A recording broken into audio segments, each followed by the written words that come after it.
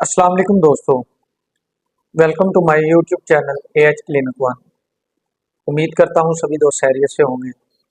दोस्तों, आज हम एक किडनी स्टोन का, गुर्दे की पत्थरियों का या रीनल कैल्कुलस का क्योर केस, उसके रिव्यू के हवाले से बात करेंगे और चंद ऐसी अद्वियात के बारे में बात करेंगे जो किडनी स्टोन के अंदर बहुत ही ज़्यादा इस्तेमाल की जाती हैं और काफ़ी अच्छे रिजल्ट उसके देखने को मिलते हैं।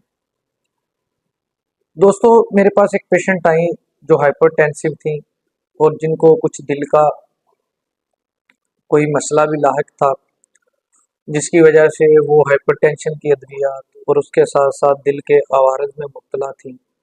उसकी भी कुछ मेडिसन जो है खून पतला करने के लिए, इसके अलावा कोलेस्ट्रोल के लिए, इस तरह की अद्वियात का इस्तेमाल कर रही थी।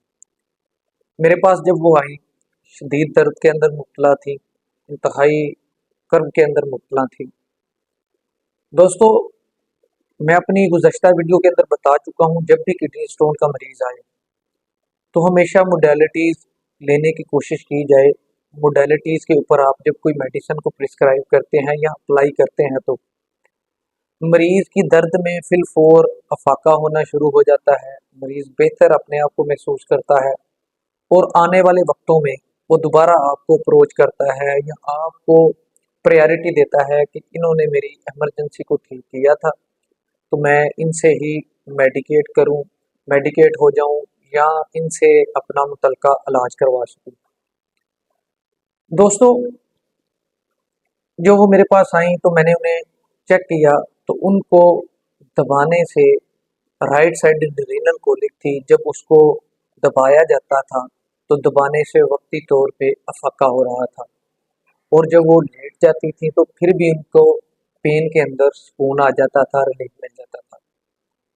दोस्तों, आप बेशतर जो प्रैक्टिस करने वाले लोग हैं वो जानते हैं कि ब्रायोनिया और मैगफास ऐसी अद्वियात हैं जिनको दबाने से सुकून मिलता है और इसके अलावा जैसे कि लाइकोपोडियम है, बेलाडोना है, लेक्सिस है, ये ऐसी अद्वियात हैं जिनको दो जो टच टू सेंसिटिव होती हैं, जिनको टच करने से दर्द के अंदर इजाफा होता है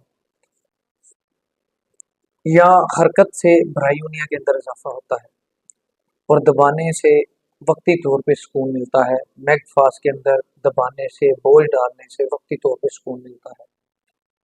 दोस्तों, इसकी बेस पे मैंने उनको ब्रायोनिया 1 mg डोज को प्रिस्क्राइब किया और 2-3 डोजें बना के दे दी।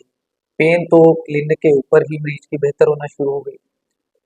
नेक्स्ट डे जब उनसे मेरी मुलाकात हुई तो काफ़ी हद तक वो बेहतर हो चुकी थी, उनको पेन नहीं थी। कुछ एक्स्ट्रा डोजेज मैंने ब्रायोनिया की बना दी कि अगर आपको ज़रूरत दरपेश हो तो ये इस्तेमाल कर लीजिएगा, इसके अलावा आपको ज़रूरत नहीं।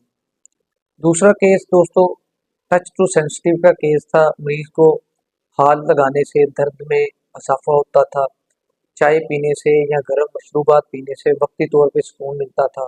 उसकी बेस पे मैंने लाइकोपोडियम को प्रिस्क्राइब किया। दोस्तों, लाइकोपोडियम, बरबरस, बरबरस के बाद लाइकोपोडियम, लाइकोपोडियम के बाद सल्फर, सल्फर के बाद कलकेरिया का, ये एक सर्कल में एक वाच के अंदर कहले मेडिसिन चलती हैं।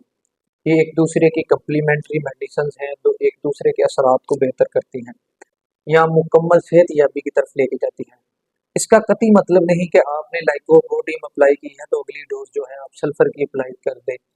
यकीनन अगर बरबरस से मरीज बेहतर है तो आपको इंतज़ार करना चाहिए।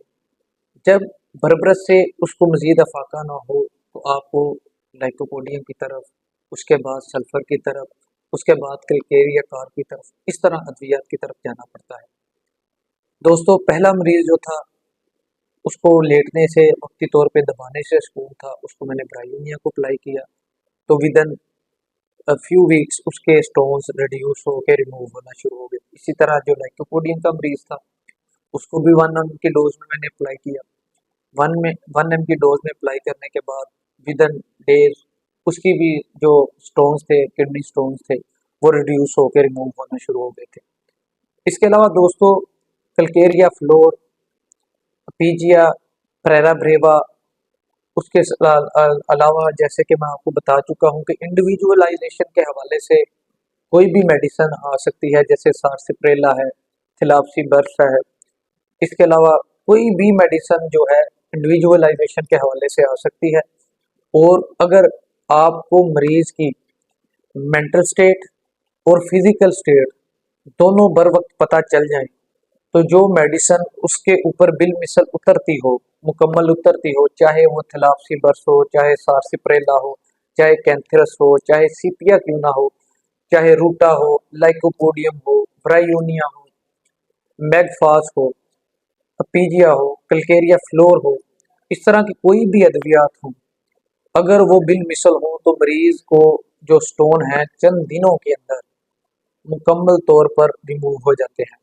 और ऐसे लोग जिनको बारहा किडनी स्टोन बनते रहते हैं, या जिनकी फैमिली हिस्ट्री के अंदर मौजूद होता है कि उनके वालदेन को भी किडनी स्टोन थे, उनके बड़े बहन भाइयों को भी किडनी स्टोन है, इसी तरह उनके ननियाल की तरफ या ददियाल की तरफ जो है किडनी स्टोन रूटीन में पाए जाते हैं, तो ऐसे लोगों के लिए फिर ऐसी अद्वियात का इस्तेमाल किया जाता है जैसे कि कार्सिनोसिनम है, सफलीनियम है, ऐसी पल्साटिला है। ऐसी अद्वियात हैं जो जेनेटिकली चीज़ें कुछ इनहेरिटेंस के तौर पे इंसान को मिलती हैं, उस बेस पे जाके इस तरह की अद्वियात को जब अप्लाई किया जाता है तो मरीज मुकम्मल तौर पर और हमेशा के लिए ठीक हो जाता है।